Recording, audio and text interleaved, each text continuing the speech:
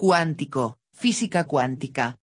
La física cuántica es uno de los grandes logros del intelecto humano y es la base de la comprensión de los fenómenos naturales. La física clásica es un límite de la cuántica. La física cuántica explica el átomo, el enlace químico, las moléculas, la interacción de la luz con las partículas, la materia. Aunque la física cuántica describe el mundo a escala atómica, podemos observar sus consecuencias a escala macroscópica en las propiedades térmicas, como la radiación, ópticas, como los colores, eléctricas, como la clasificación entre aislantes, metales y semiconductores en los sólidos cristalinos, y magnéticas, como el ferromagnetismo, antiferromagnetismo y otros órdenes magnéticos de la materia. La física cuántica tiene a su vez importantes aplicaciones tecnológicas como la invención del transistor y por lo tanto del ordenador y es la base de la mayoría de la alta tecnología electrónica que utilizamos hoy en día. La idea principal es que las partículas son también ondas y las ondas son también partículas. La intuición de que las partículas sean también ondas se la debemos a de Broglie, que propuso que la velocidad por la masa, denominado momento en física P igual mv, de una partícula es inversamente proporcional a la longitud de onda, P igual h barra. El factor proporcional h es la constante de Planck. La hipótesis ondulatoria de las partículas ha sido confirmada numerosas veces en fenómenos de interferencia. El electrón, por ejemplo, es entonces onda y partícula a la vez y se describe por una función de onda que tiene una amplitud y una fase. El cuadrado de la función de onda nos da la probabilidad de encontrar el electrón y su fase se puede observar porque produce fenómenos de interferencia. La física cuántica es entonces esencialmente probabilística en contraste con la física clásica que es determinista. En física cuántica ya no se pueden usar las ecuaciones de Newton para describir la evolución de las partículas, sino que la propagación de la función de ondas asociada a una partícula está descrita por la ecuación de Schrödinger. De la teoría de la física cuántica se deducen extrañas consecuencias como el principio de incertidumbre de Heisenberg, el efecto túnel, la cuantización de propiedades tales como la energía o el momento, masa por velocidad, y en sistemas de muchas partículas su clasificación en bosones y fermiones, base para la comprensión del mundo que nos rodea. La superconductividad es uno de los pocos fenómenos macroscópicos que están descritos por una función de onda que se extiende por todo el material, lo que nos ofrece una oportunidad única para observar las rarezas de la física cuántica a escala humana. La fase de esa función de onda es la clave para el uso de superconductores como los detectores más sensibles del campo magnético, SKID, con importantes aplicaciones en medicina. Werner Heisenberg recordaba sus largas discusiones con Niels Bohr que se prolongaban hasta altas horas de la noche. En su libro de 1958 Physics and Philosophy, The Revolution in Modern Science, el físico contaba que tras aquellos debates solía pasear por un parque cercano sin dejar de repetirse: ¿puede realmente la naturaleza ser tan absurda? Desde que el 14 de diciembre de 1900 Max Planck fundara la teoría cuántica, los científicos recelaron perplejos ante sus propios hallazgos. Nada de aquello parecía tener sentido. Nada era intuitivo o razonable. Tanto fue así que más de medio siglo después Richard Feynman pronunciaba una de las más famosas frases al respecto: creo que puedo decir con seguridad que nadie entiende la mecánica cuántica.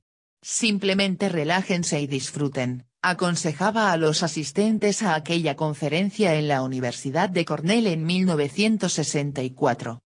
Aquel primer trabajo de Planck zanjaba un problema hasta entonces irresoluble. La física de la época no servía para explicar el patrón de emisión de luz de un cuerpo caliente. Planck decidió borrar la pizarra y comenzar de nuevo, descubriendo que todo funcionaba cuando introducía en sus ecuaciones una constante. El problema era lo absurdo de las implicaciones: aquella energía no podía tener cualquier valor, sino solo múltiplos de dicha constante.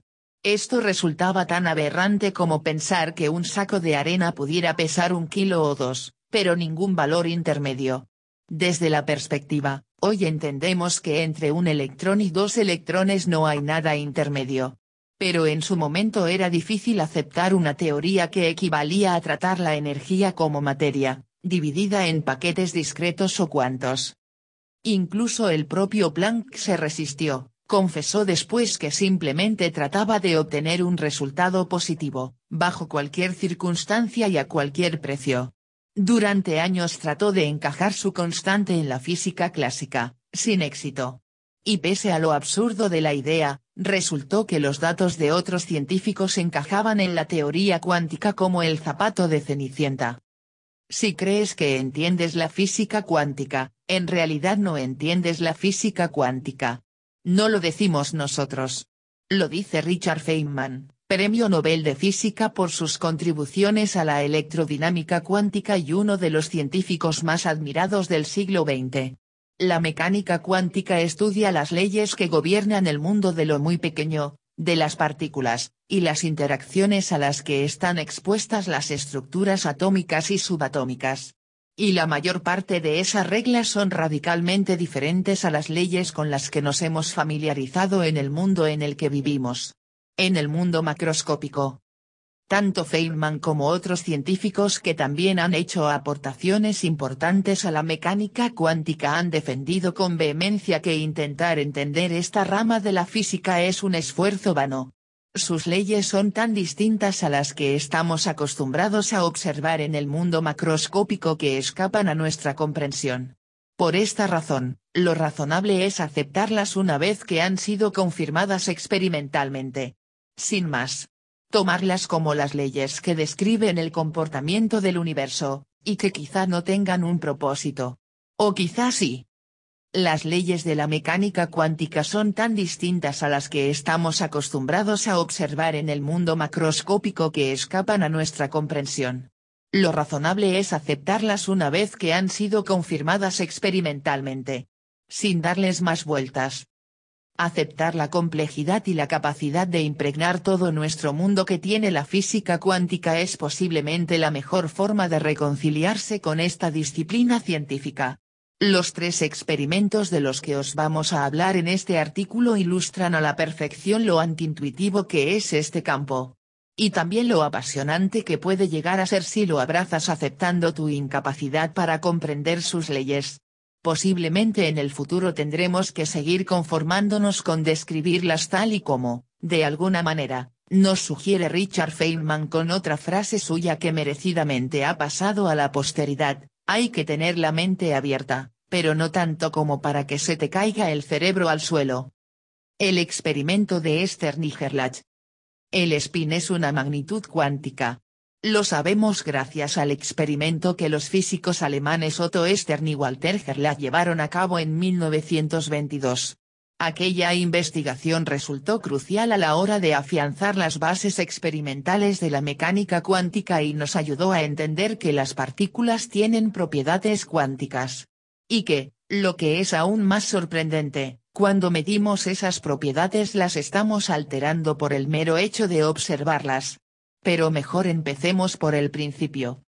El experimento de Otto Stern y Walter Gerlach resultó crucial a la hora de afianzar las bases experimentales de la mecánica cuántica y nos ayudó a entender que las partículas tienen propiedades cuánticas. Lo que hicieron Stern y Gerlach en su experimento fue lanzar un haz de átomos de plata para hacerlos chocar contra una pantalla después de que hubiesen atravesado un campo magnético no homogéneo generado por un imán. Los átomos de plata tienen un momento magnético que provoca que interaccionen con el campo magnético, y al observar la pantalla estos físicos se dieron cuenta de que unos átomos se habían desviado hacia arriba, y otros hacia abajo. Pero lo realmente sorprendente era que la huella que dejaban los átomos al impactar sobre la pantalla no cubría todos los posibles valores del spin.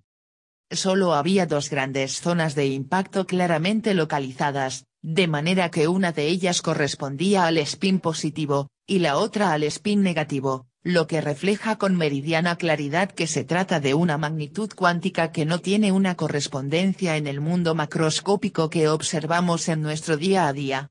En ese caso, ¿qué es el spin? No es sencillo definirlo de una manera que sea fácilmente comprensible, pero podemos imaginarlo como un giro característico de las partículas elementales sobre sí mismas que tiene un valor fijo y que, junto a la carga eléctrica, es una de las propiedades intrínsecas de estas partículas.